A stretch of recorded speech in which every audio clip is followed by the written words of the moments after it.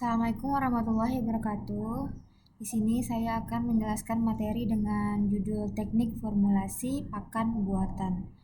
Nah, di sini yang pertama pakan ada pakan buatan atau pelet. Di mana pakan ini merupakan pakan yang dibuat atau diramu dengan formulasi tertentu berdasarkan pertimbangan kebutuhan nutrisi pada biota air yang bersangkutan. Nah, diharapkan juga dari pembuatan pakan ini menghasilkan pakan ikan yang memiliki standar mutu tinggi yang biayanya yang murah. Nah, kelebihan dan keuntungan dari pembuatan pakan ini yaitu ada 3. Yang pertama yaitu dapat disimpan dalam jangka waktu yang lama.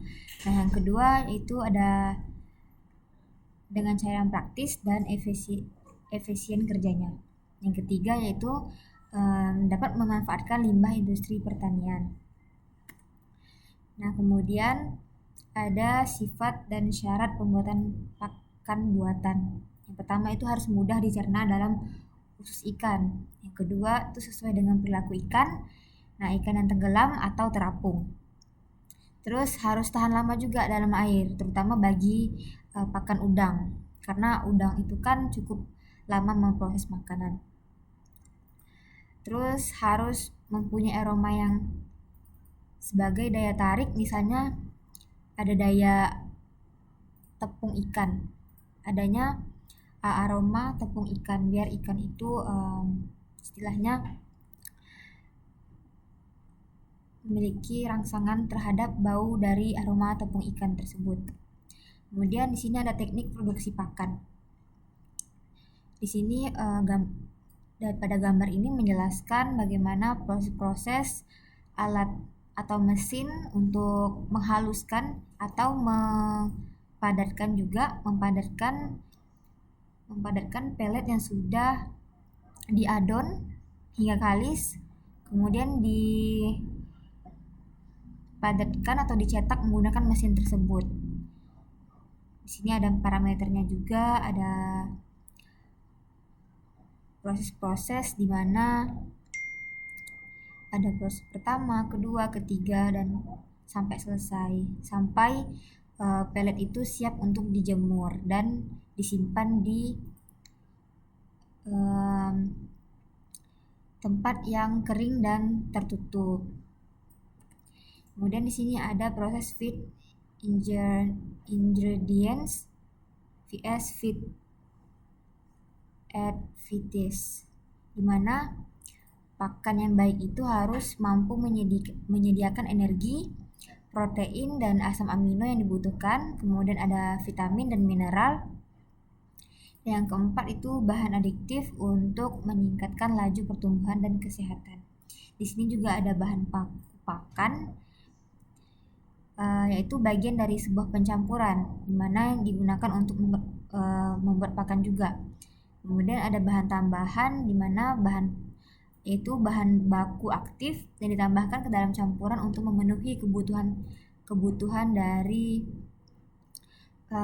pembuatan pakan tersebut. Contohnya asam amino, kemudian ada vitamin, mineral, enzim, dan bahan medikasi. Nah, tahapan pembuatan pakan itu kita harus mengetahui terlebih dahulu apa kebutuhan nutrisi yang spesifik pada ikan yang dibudidayakan. Kita harus melihat dari jenis dan ukuran ikan, kemudian kita harus juga melihat dari karakter ikan. Nah, ikan itu apakah karnivora, omnivora, atau herbivora. Kemudian kita juga melakukan pendataan jenis bahan baku yang tersedia. Kemudian kita juga menyusun formulasi pakan secara ekonomis dan berkualitas. Yang keempat, kita melakukan proses pencetakan pakan. Itu yang terakhir. Kemudian ada tipe-tipe bentuk pakan buatan nih. Di sini ada 4. Yang pertama ada powder. Nah, itu untuk lava dan benih. Kemudian ada crumble, itu untuk benih, dan granul yaitu bagi benih juga. Kemudian yang terakhir ada butiran untuk ikan remaja dan dewasa yang biasanya kita lihat. Kemudian Di sini ada pemilihan bahan baku. Nah, kita juga harus mengetahui nih komposisi nutrisi dari bahan baku yang akan kita gunakan dalam pembuatan pakan. Kemudian juga menentukan sumber protein, yaitu hewani dan nabati yang akan kita gunakan terkait dengan kualitas dan nilai ekonomis pakannya. Kemudian kita juga menentukan sumber lemak dari hewani dan nabati tersebut terkait dengan kualitasnya dan nilai ekonomis pakan. Juga kita mengetahui kandungan zat anti nutrisi yang terkandung dalam pakan. Dan juga kita menggunakan bahan baku yang sifatnya kompatib dengan mesin pakan yang digunakan. Kemudian ada suplai bahan bak yang harus bersifat sustainable. Kemudian di sini ada bahan baku pakan buatan, di mana ada tepung ikan, tepung kedelai, tepung jagung, minyak ikan, vitamin E dan C. Kemudian yang masih diimpor yaitu ada tepung ikan, tepung jagung, dan kedelai, itu dari Amerika Kanada. Sedangkan tepung ikan itu dari Shell dan Argentina. Kemudian di sini kita juga harus memilih dan menghitung kebutuhan bahan baku, yaitu protein. Yang pertama kita juga harus menghitung ikan ini butuh protein berkisaran berapa. Nah, antara 20 sampai 60%. Dan kelompok ikan karnivora itu lebih dari 30%. Kemudian fungsi protein dalam tubuh ikan itu apa saja. Nah, kita harus mencari juga atau kita menghitung juga di mana sumber energinya, kemudian pertumbuhan maupun pembentukan jaringan tubuhnya, kemudian perbaikan jaringan tubuh yang sudah rusak, kemudian menentukan gamet, dan yang terakhir yaitu proses osmoregulasi di dalam tubuh. Nah, apa saja kebutuhan nutrisi ikan itu? Yang pertama ada protein. Nah, hewan karnivora yaitu membutuhkan protein yang tinggi, yaitu sebesar 40%. Contohnya itu ada ikan kerapu dan kakap. Kemudian omnivora yaitu memerlukan protein yang sedang, kisaran 30 sampai 40%. Contohnya udang dan nila. Yang terakhir itu ada herbivora, di mana memerlukan protein yang sedang dengan kisaran 20 sampai 30%. Contohnya itu ikan bandeng. Nah, dan memilih dan menghitung kebutuhan bahan baku seperti lemak atau lipid, yaitu memerlukan lemak kisaran 4 sampai 18%. Nah, sumber lemaknya itu dari hewani dan nabati juga. Contohnya dari hewani itu lemak sapi, ayam, kelinci, dan minyak ikan. Terus nabati itu ada jagung, biji kapas, kelapa sawit juga bisa, kacang tanah, dan kacang kedelai. Nah, fungsi dari lemak ini yaitu sebagai sumber energi dan pemeliharaan tubuh serta proses metabolisme. Nah, kenapa selanjutnya itu kita juga harus memilih dan menghitung kebutuhan bahan baku dengan karbohidrat, di mana kebutuhan karbohidrat ini berkisaran 20 sampai 30%. Nah, sumber karbohidrat ini yaitu jagung, beras, dedak, tepung terigu, tapioka, sagu, dan lain-lain. Kemudian ada kandungan serat kasar yaitu kurang dari 8% untuk menambah struktur pelet. Kemudian lebih dari 8% untuk mengurangi kualitas pelet. Nah, fungsinya itu untuk menghemat penggunaan protein sebagai sumber energi dan sebagai bahan makanan nabati. Kemudian selanjutnya ada vitamin dan mineral, yaitu membutuhkan kisaran 2 sampai 5% saja. Kemudian kandungan vitamin dalam pakan buatan ini tergantung lagi dari bahan baku yang digunakan dan bahan yang akan ditambahkan. Kemudian jumlah vitamin dapat berkurang dan rusak selama proses pembuatan dan penyimpanan pakannya itu sehingga perlu dilakukan penambahan vitamin. Kemudian vitamin yang akan rusak itu karena penanganan yang kurang cermat, baik selama proses pembuatan maupun penyimpanan pakan yang terlalu lama, contohnya lebih dari 3 bulan.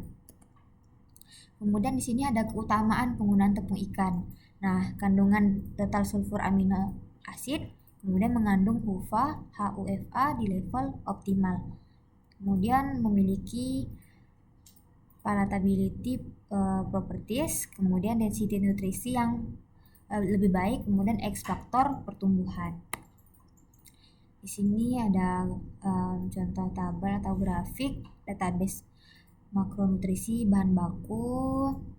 Kemudian di sini juga sama.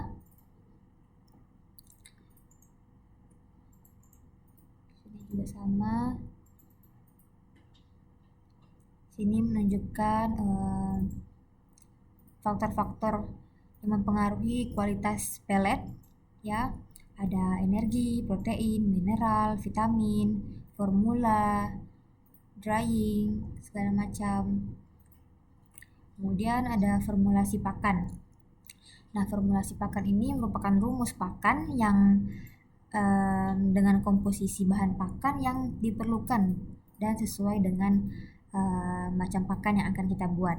Kemudian untuk menghitung formulasi pakan ini berdasarkan kebutuhan proteinnya juga, dan diperlukan informasi untuk mengetahui mengenai persentase kandungan nutrisi yang ada di dalam setiap bahan baku pakan. Kemudian melalui analisis juga, yaitu analisis proximat dengan melakukan uji laboratorium atau studi literatur. Kemudian ada metode untuk menyusun formulasi pakan, yaitu ada 4. Itu yang pertama ada metode Pearson Square, itu dengan cara segi 4. Nah, kemarin kami melakukan menggunakan formulasi pakan dengan segi 4 Pearsons. Kemudian ada metode trial dan error, kemudian ada metode aljabar dan metode linear programming, itu dengan Excel. Kemudian ada metode trial and error ini merupakan cara yang lumayan relatif, yang mudah bila bahan pakan itu digunakan tidak banyak jenisnya. Kemudian ketepatan penyusunan pakan ini juga berpengaruh dengan spesifikasi atau batasan yang banyak, kemudian dipertimbangkan harga minimum sulit dilakukan. Kemudian juga memerlukan tabel komposisi zat makanan, yaitu tabel kebutuhan zat makanan, tabel batasan, dan penggunaan bahan pakan. Nah, di sini ada contoh soal juga, cara penyusunan pakan ayam buras, bisa kita lihat. Kemudian ada metode aljabar, yaitu dengan menggunakan perhitungan secara matematika bila mengetahui satu bahan pakan itu kemudian dicampur apa agar bisa memenuhi kandungan nutrisi tersebut. Juga ada contoh soalnya. Kemudian di sini ada metode Pearson Square atau segi 4 Pearson, yaitu dikembangkan oleh Carl Pearson pada abad 19 dan menjadi pelopor penggunaan metode statistik dalam berbagai penelitian bidang biologi maupun pemecahan berbagai permasalahan yang bersifat sosioekonomis. Kemudian ada yang pertama ada protein basal, di mana semua bahan baku itu baik pakan nabati, hewani, limbah industri memiliki kandungan protein kurang dari 20%. Sedangkan protein suplemen itu semua bahan baku baik nabati, hewani, dan limbah industri itu memiliki kandungan protein lebih dari 20%. Juga ada contoh soal, ini langkah-langkah untuk menjawab soalnya dengan metode segi 4 tadi.